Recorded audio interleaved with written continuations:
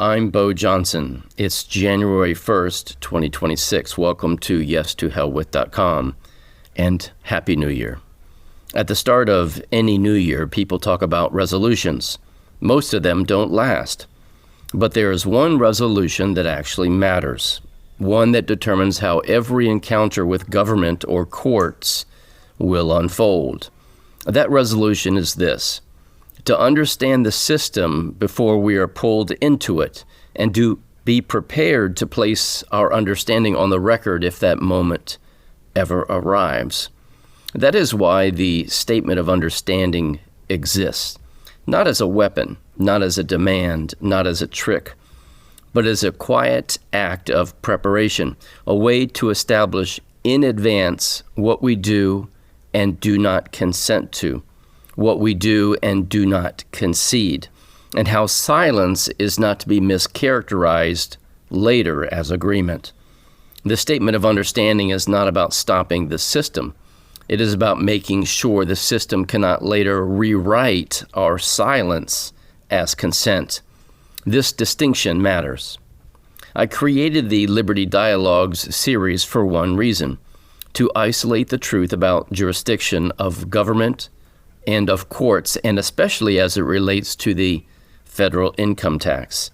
This project took the form of a 3-volume dialogue between myself and ChatGPT, not to persuade AI, but to force clarity.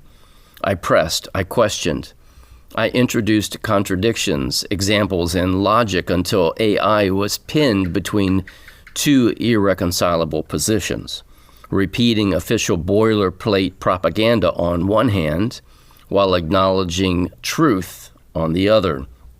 Eventually, ChatGPT had nowhere to go. It conceded that it could not articulate universal federal tax jurisdiction without relying on presumption.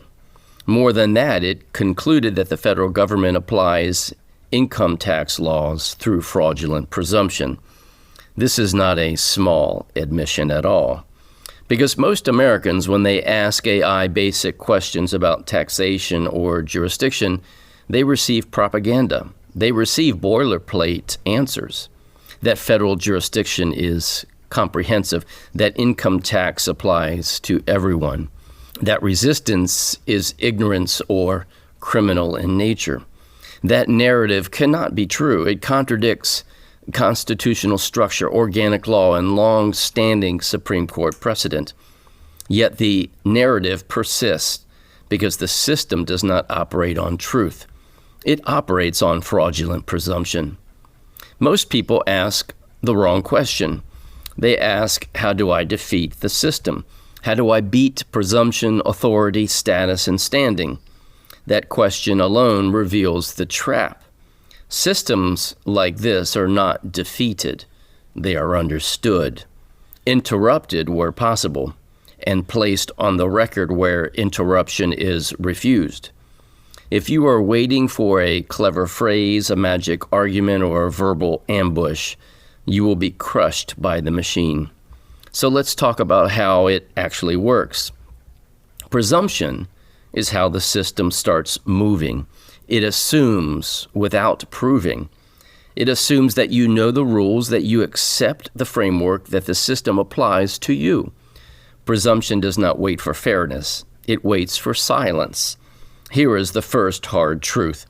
Presumption is not defeated by explanation. It is defeated only by timely interruption. Not later, not emotionally, not philosophically. If you explain after the assumption has already been relied upon, the system responds with, quote, too late. Jurisdiction is already attached, end quote. So what does winning look like here?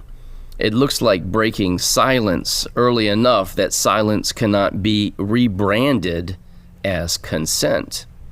That does not stop the process, however. It preserves the truth about how the process began. Now, authority is where people lose their minds, their bearings.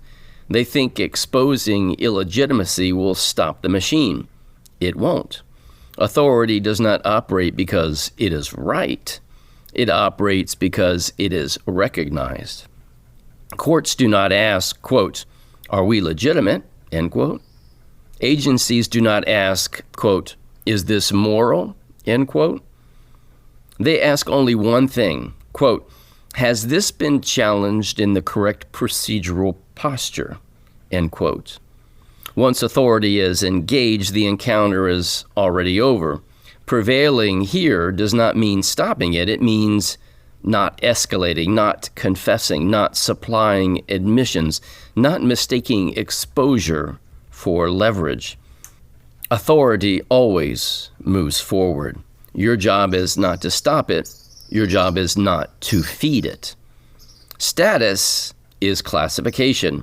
Once you are classified, your treatment is no longer about truth, intent, or fairness. It is about category. That is why identity arguments fail.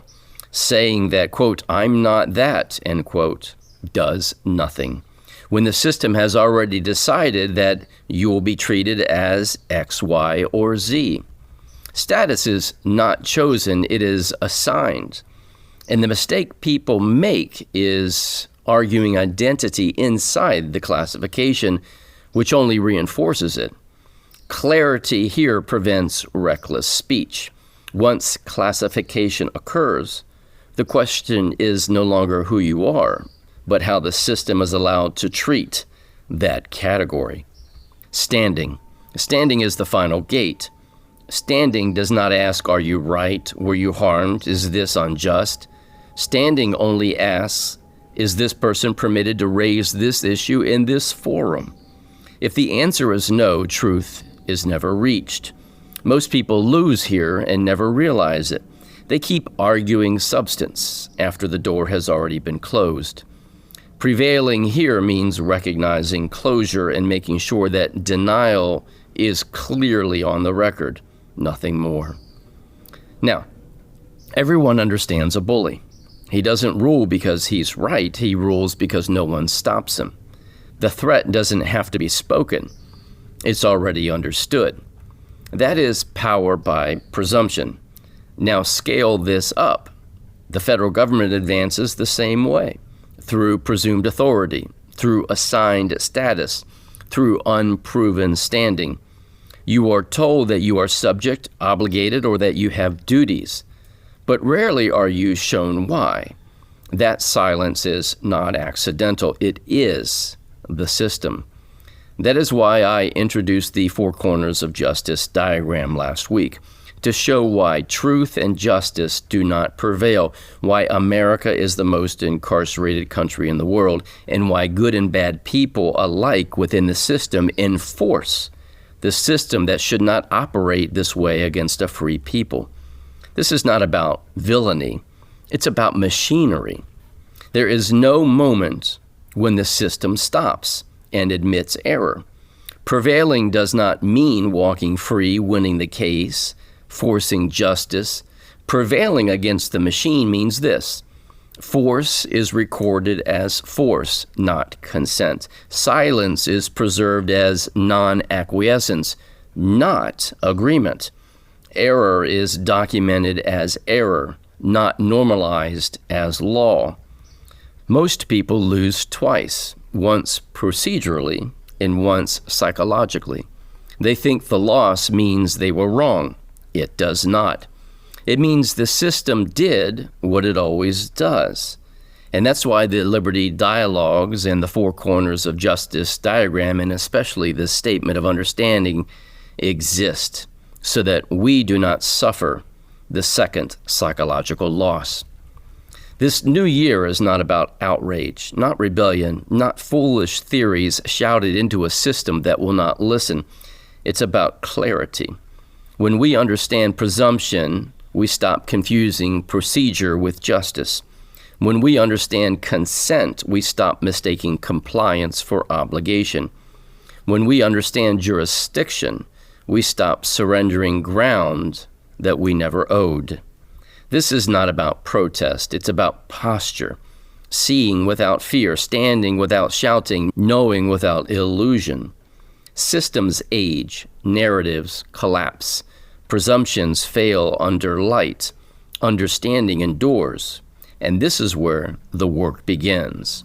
Understanding presumption, authority, status, and standing, and ensuring that you have a rock-solid statement of understanding. And as always, may truth reign supreme.